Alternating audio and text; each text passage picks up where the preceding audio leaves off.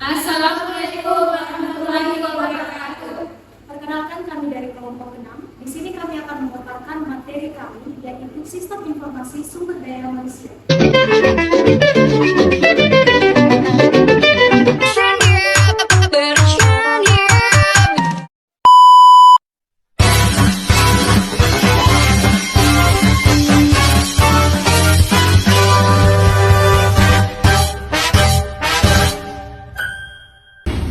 Assalamualaikum warahmatullahi wabarakatuh.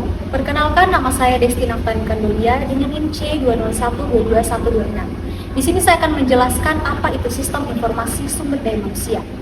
Sistem Informasi Sumber Daya Manusia adalah sebuah rangkaian prosedur, perangkat lunak, perangkat keras, basis data, dan aplikasi yang dirancang untuk mengelola dan menyediakan informasi terkait dengan aspek-aspek sumber daya manusia dalam sebuah organisasi atau perusahaan. Tujuan utama dari sistem ini adalah membantu organisasi dalam pengelolaan yang efisien dan efektif sumber daya manusianya. Semua hal yang terkait dengan sistem ini termasuk dengan karyawan, pegawai, dan semua hal-hal yang berkaitan dengan sumber daya manusia. Perkenalkan, nama saya Suwanda dengan NIM C201222134. Baik, di sini saya akan menjelaskan materi tentang manfaat penerapan sistem informasi SDM. Jadi manfaat di sini itu ada 3. Yang pertama itu ada meningkatkan efisiensi. Jadi dengan menerapkan sistem informasi SDM pada suatu perusahaan tentunya akan meningkatkan sisi efisiensi pada perusahaan tersebut, baik dari sisi waktu maupun performa. Jadi segala sesuatu yang dikerjakan itu akan terasa lebih cepat dan juga mudah. Contohnya tuh dalam proses pengajuan cuti. Lalu yang kedua tuh ada manajemen data. Jadi dengan menggunakan sistem informasi SDM ini, maka tim HRD tidak perlu lagi menyimpan ribuan data secara manual dan juga tidak perlu pusing-pusing untuk mencarinya, karena segala data yang disimpan oleh HRD akan dimasukkan ke dalam sistem informasi SDM tersebut. Lalu yang ketiga itu ada meningkatkan produktivitas. Jadi manfaat satu ini berkaitan dengan poin yang pertama, yaitu meningkatkan efisiensi. Jadi karena jika suatu perusahaan sudah mampu memangkas waktunya dan juga segala proses yang berkaitan dengan proses manual, maka dengan begitu karyawan akan lebih fokus untuk memanfaatkan strategi untuk mencapai tujuan suatu perusahaan. Perkenalkan, nama saya Fatika Syakila dengan NIM C201222136. Saya lanjut di materi fungsi Sistem Informasi Sumber Daya Manusia. Sistem informasi sumber daya manusia sangat penting bagi sebuah perusahaan.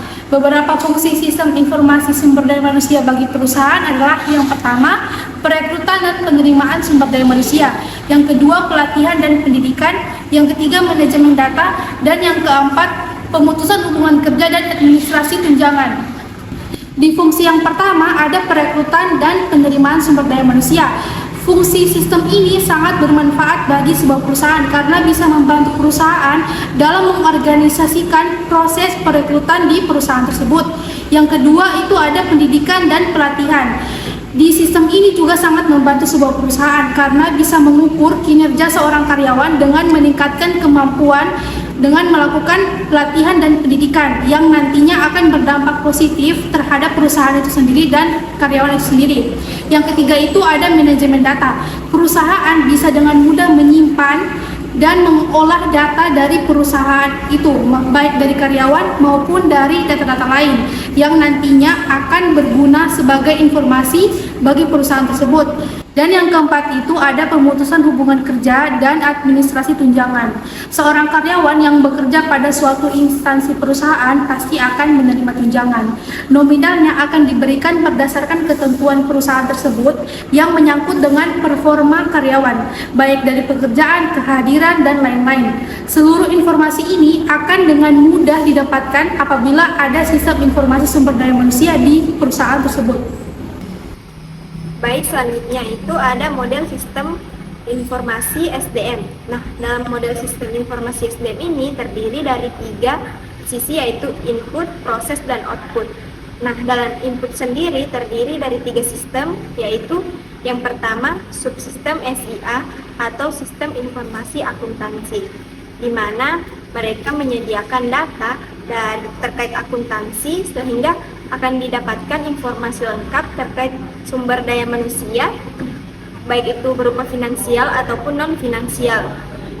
Kemudian yang kedua itu subsistem penelitian sumber daya manusia, di mana tugasnya itu menghimpun data dari proyek penelitian tertentu seperti penelitian suksesi, analisis, evaluasi jabatan, dan penelitian keluhan karyawan. Baik, selanjutnya yang ketiga itu ada subsistem intelijen SDM, di mana mereka menghimpun data yang berhubungan dengan SDM organisasi yang mencakup yang pertama itu intelijen pemerintah, di mana pemerintah menyediakan data dan informasi yang bisa digunakan perusahaan untuk membuat peraturan sesuai dengan ketenagakerjaan masyarakat.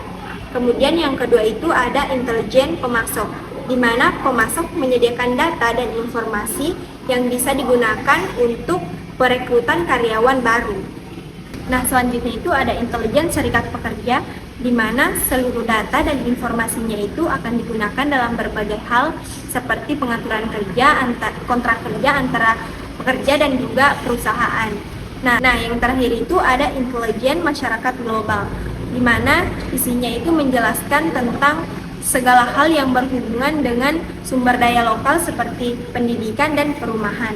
Nah, informasi ini bisa digunakan oleh karyawan serta komunitasnya agar tetap terintegrasi. Baik, langsung saja di sini saya akan menjelaskan sisi output sistem informasi sumber daya manusia. Di sini ada 6 subsistem yang akan saya jelaskan. Yang pertama itu subsistem perencanaan kerja. Nah, di mana ini berisi informasi yang digunakan manajer untuk melakukan perencanaan kerja kepada karyawan dalam jangka waktu panjang maupun jangka waktu pendek.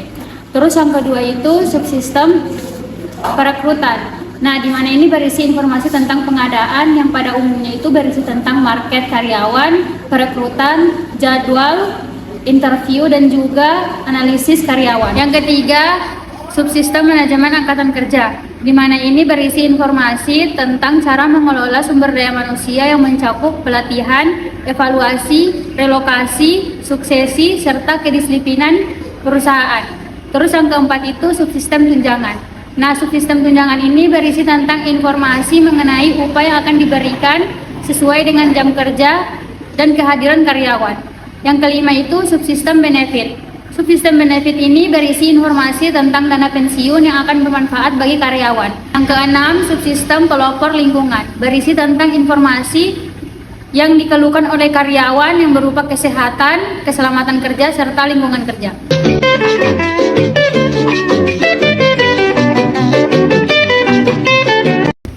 Sekian materi kami dari kelompok 6 mengenai sistem informasi sumber daya manusia. Wassalamualaikum